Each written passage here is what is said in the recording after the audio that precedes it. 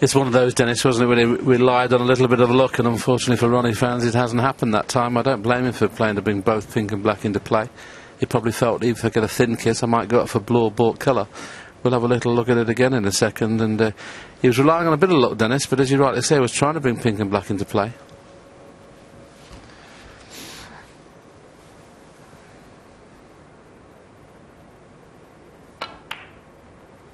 Well, he's brought them into play now. That safety shot. So the frame now very open.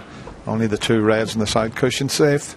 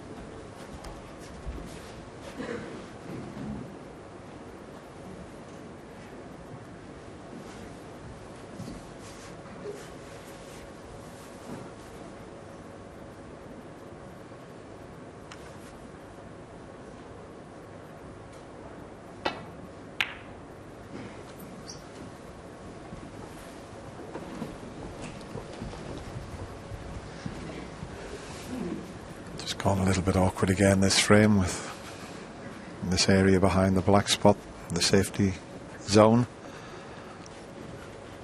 The tighter you can get to the cushion, the better.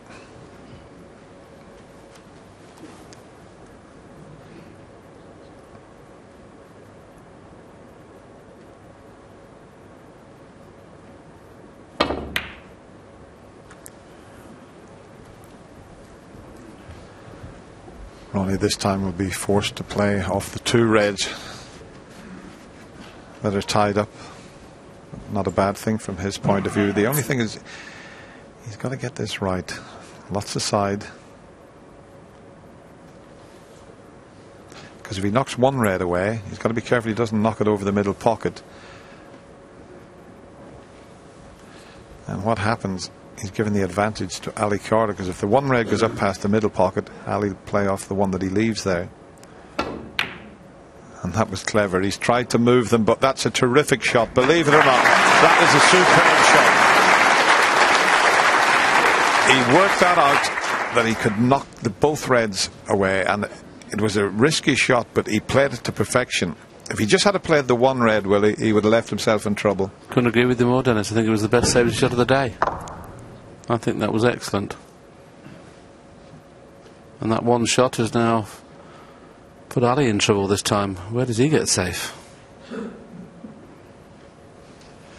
We can just about get to the bottom of the cue ball to try and screw back off the cushion. There you see him digging right down into the cue ball. He's overhit this a little bit. Now there is a red that'll pass the pink, but you know what Ronnie's like. If he sees a half chance, he'll take it on. And this, he's looking at the scoreboard. Well, there's only 24 the difference.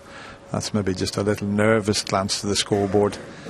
If he takes this on, it's got to go in, otherwise he could lose the frame. Yes, if he could see a safety shot, Dennis, I think he'd play a safety shot, but there's not a straightforward one to play safe. But the angle he's got in the middle pocket, it only just goes by the pink.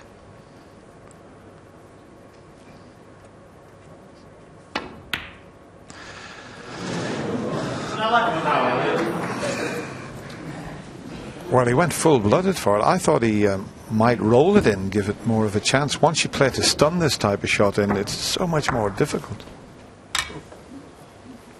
Mighty close though, wasn't he? Now, Ali Carter already leading by 24 points. If this red goes in, they'll be very, very disappointed not to take this frame and level again at 3-all. Thank you. 1. 8 frames to be played in this session.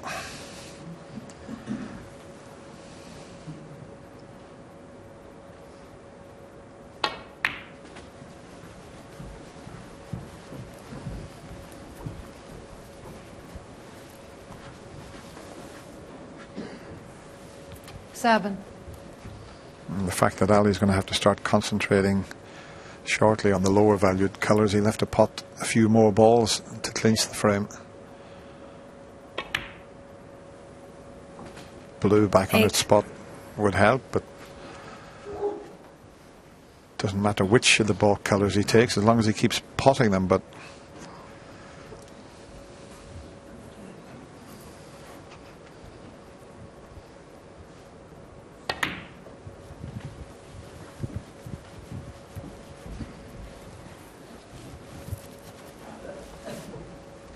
it's like a little terrier this 10. week, Ali, isn't he? Just won't let go.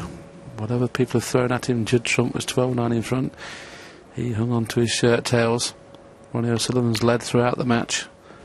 And 11. Ali's still there, hanging on to his shirt tails. yes, and if somehow he could win this year's Betfred.com World Championship, what an achievement, because he's playing a player who's been at the top of his form throughout this year's championship. So if he somehow could beat Ronnie O'Sullivan the way he's played, what an achievement that 70. would be.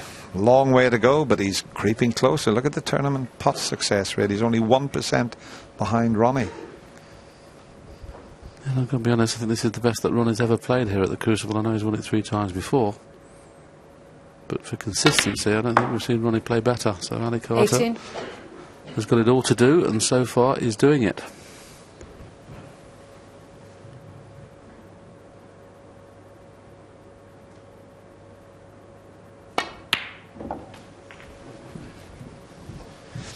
Well, that one wobbled a little bit.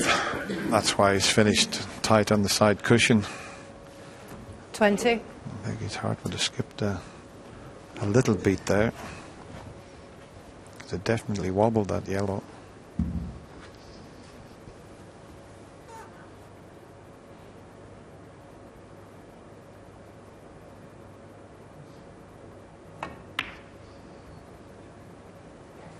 Needs to pull up. 21. Just needs the black, and that's well played. We'll just show you the yellow wobbling there, but safely in and purposely played for the black.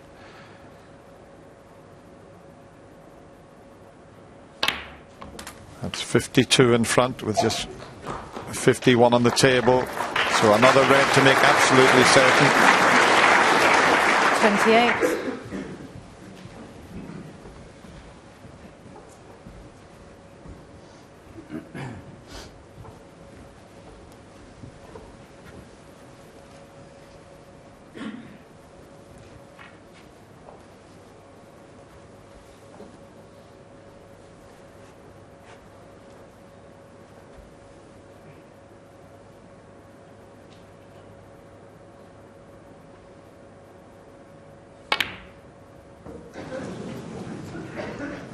Where's the red going? 29. Takes the frame beyond any reasonable doubt.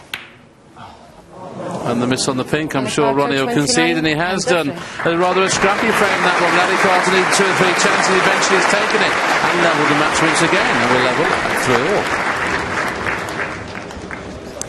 Well, it's going to be snooker all the way with us today, because before we get going with the first of the evening session in this final this evening at 7 o'clock, there will be a chance for you to get to know a little bit better the man who runs this sport, the one and the only Barry Hearn.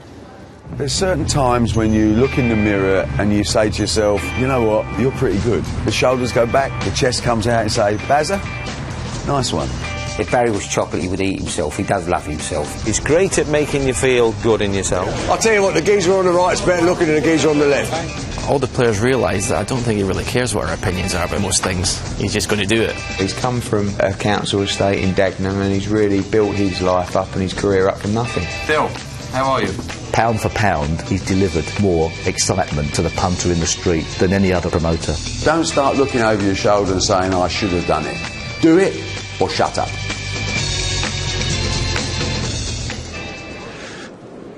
Yes, there's only one Barry Hearn, that's for sure. He used to look after the Matchroom stable when we made that snooker loopy record. Thank you, Frame-7.